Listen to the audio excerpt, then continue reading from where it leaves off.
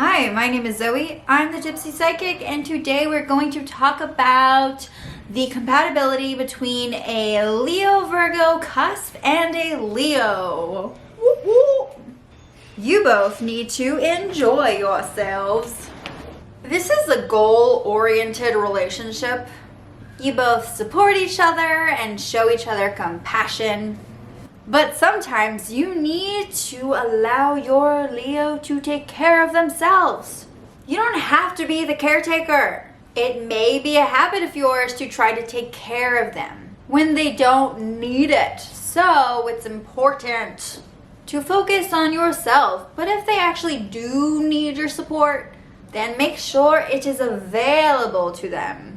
Always encourage your Leo to be your equal. This can work if you both treat each other that way. You hate when your Leo makes you feel excluded. It may feel like your relationship is very serious when it should be lighthearted and fun. When you're both working on your own thing and focusing on your careers, it will feel like there is a weight on your relationship. It may feel like things are dull and heavy. Equality doesn't come naturally to this relationship. It is something that you will have to work on. One of you will naturally be more of a leader, and it may feel like they're more in charge of the other person. You might be able to treat each other like equals if you feel like you're in charge of something or someone else. You share a strong emotional bond, but you don't really use it in public. It's important for you to learn to chill. Figure out what you value about your Leo. Understand why this bond is so important to you. It is not uncommon for you to meet your Leo at a workshop or while doing an activity that you enjoy. Don't let your relationship be bogged down by all the serious endeavors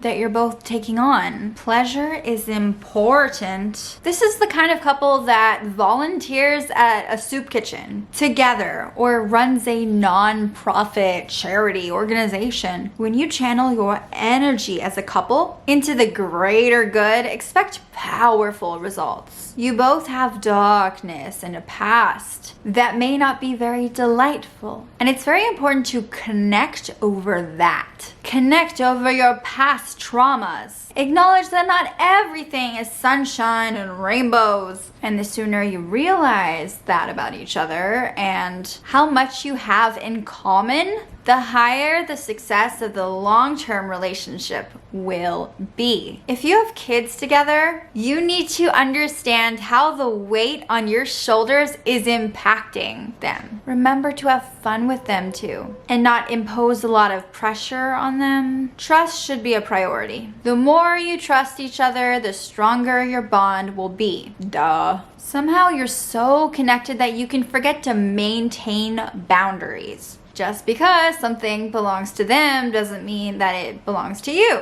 It's not uncommon for you to meet at church or at temple or wherever you go for your organized religion. It's not uncommon for you both to be part of a religious community. The rest of the world asks a lot of you, whether it's in the workplace or while you're studying to get a degree, or whether you're a parent and you have to take care of kids. There is a lot of weight on your shoulders, and it's very important for you both to relax. Getting away from your life and having vacations or staycations, if you must, on a regular basis is very important for your relationship. Sometimes you'll meet through a coworker. It's not uncommon for you to meet at a networking event or through a friend that you work with. Being playful and enjoying yourselves is crucial to your mental well-being. Others may not be on board with that. They might see your relationship as shallow or self-indulgent. Don't listen to their judgments. They don't know you, and only you can know your own needs. I mean, come on. Your relationship may take a spiritual journey. It's also not uncommon for you both to choose to worship a god. If you both are focused on a religious path and share these core beliefs, then it will make it easier for you to be on the same page. And you might avoid a power struggle. You might feel like the universe is working against you both and that you only have each other. and you might wall yourself off from society. This can be a good thing or a bad thing because it really allows you to focus on your projects, but at the same time, you alienate other people from your life. It's okay to be childish and immature and silly. In fact, you learn a lot from children. Listen to your inner child. It's so important. I can't stress this enough. I am big on that. Like, I always listen to my inner child. Like, if I'm feeling like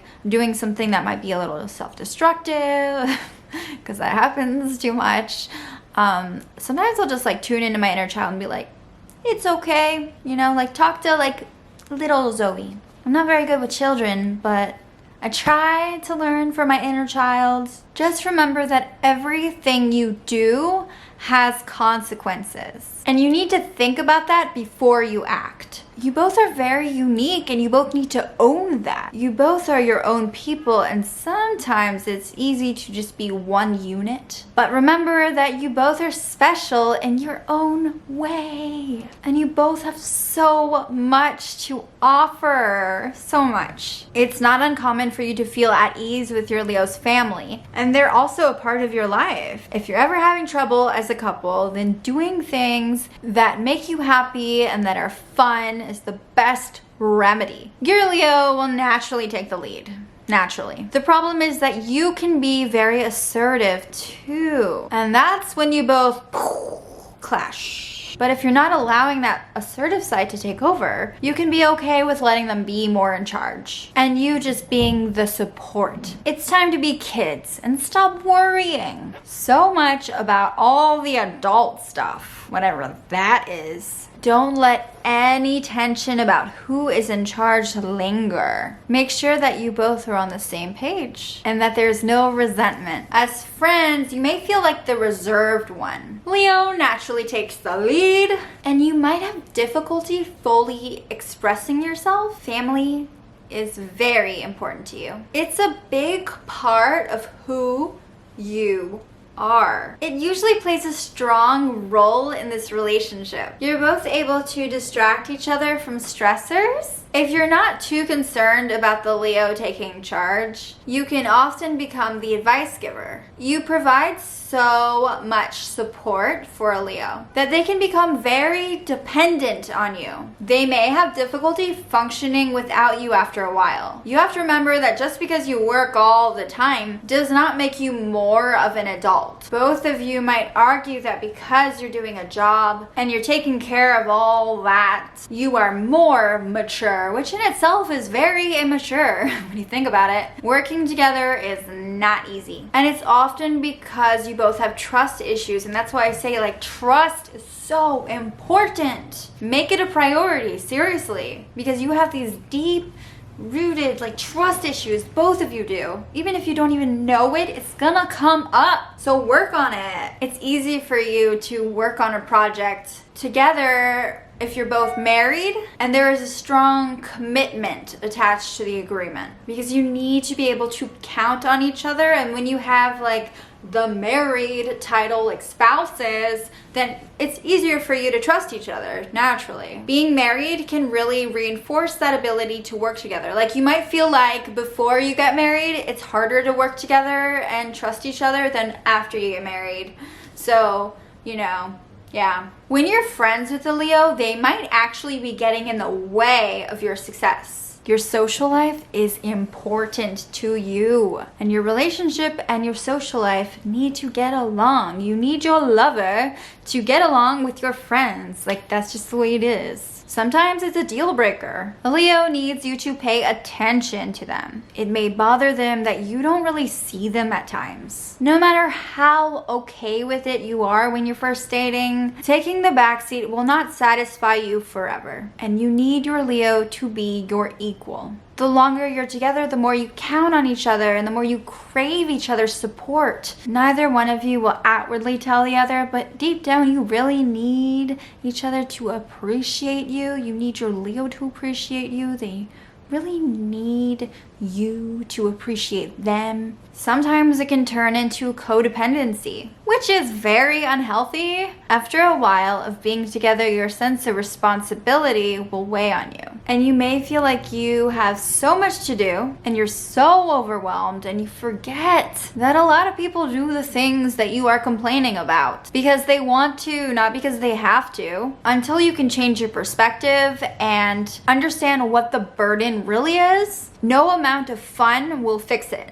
And that usually happens later on, like years into a marriage with each other. As a parent, you have a strong sense of responsibility. You do what must be done as a parent. And it's not really about what the kid wants. It's about making sure they get what they need and that you fulfill all your responsibilities as a good parent. And that means that you're not the fun parent. Leo usually ends up being the fun parent and doesn't necessarily take on all the challenging things the way you do. Leo is still supportive. And I'm not saying like they're a bad parent. They just have a more laid back parental approach, and it's less organized, and it's less about what is expected of a parent and more about taking care of the rest.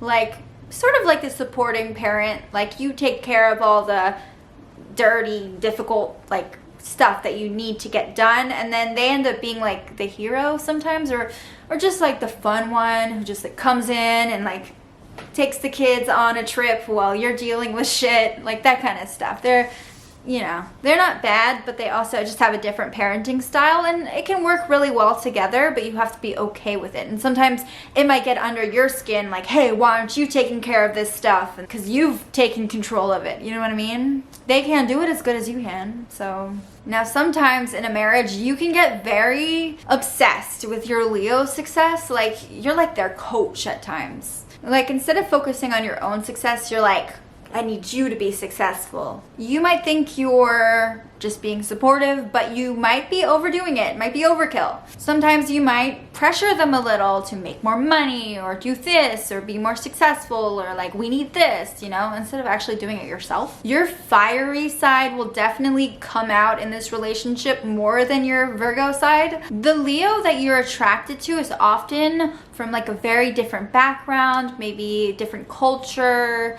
different, it could be an interracial relationship. Like it's usually very like you both learn a lot from each other. Like it just like you are born in different circumstances and you usually are attracted to each other. Language usually isn't a barrier in this relationship too. So if you meet in another country or you're dating and one of you, only speaks one language and one of you speaks the other, like you can still fall in love deeply and have a romantic time and get along. Like it usually isn't an issue for you, but they will definitely bring more diversity into your life. You will find yourself being more outgoing when you are around your Leo. Romance and sex is usually very steamy and sensual, and you're usually very private about it. If you have started to develop a codependent connection with your Leo, you may have to break up with them because it's something that is very, very difficult. And when you are so codependent, you're not evolving or moving forward, and sometimes you just have to break it off so you can start being a human being again. After a while of being married,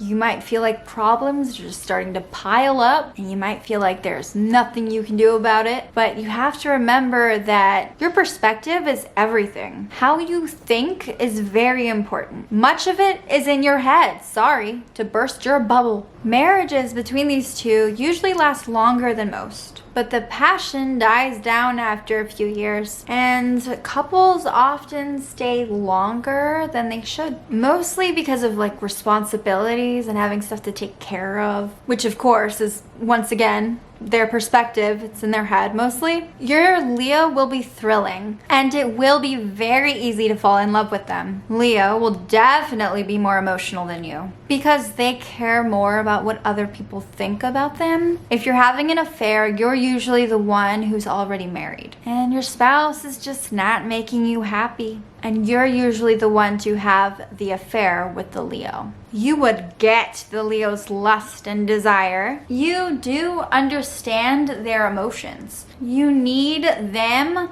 to understand you the way you understand them. And that's not easy when you get into fights. They're usually really big, dramatic fights. But after you let go of so much tension, it's so much easier for you to communicate with each other. And Leo can sometimes feel like you're too complex. And they would help you relax when you're feeling uptight, you know? If you are a Leo, or if you were born on the cusp of Leo and Virgo, please comment below. I would love to hear from you.